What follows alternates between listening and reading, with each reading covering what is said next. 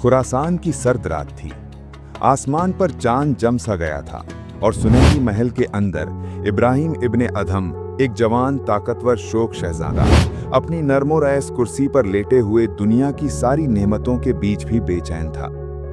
दूर महफिलों का शोर बुलंद था, मगर उसके दिल में एक अजीब सा खालीपन उतर रहा था। अचानक उसने सुना कि कोई उसके कमरे के छत पर चल रहा है। इब्राहिम ने गुस्से से पूछा, कौन है वहां? ये महल है, जहाज का डेक नहीं।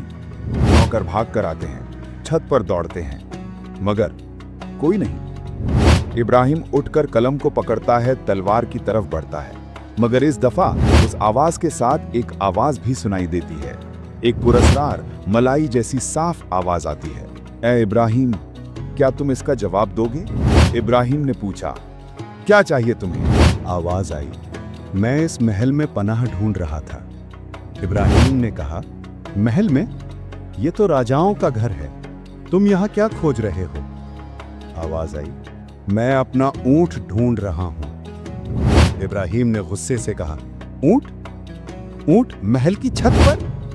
आवाज आई, जैसा तुम अपने दिल में अल्लाह को ढूंढ रहे हो, जबकि तुम्हारा दिल अभी तक दुनिया की रजाइयों, कुर्सियों, ताजों और तख्तों से भरा हुआ है। ये अल्फाज इब्राहिम के दिल पर कतारों की तरह गिरते रहे। इब्राहिम के चेहरे का रंग उड़ जाता है।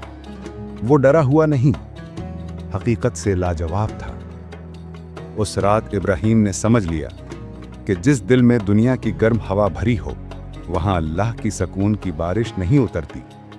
उसने पहली दफा दुनिया को उन आंखों से देखा जो अब तक ताज की चमक से अंधी हुई थीं। रात होती है, इब्राहिम अपने शाही लिबास उतार देता है, सर झुकाकर धीरे से महल के दरवाजे से निकलता है।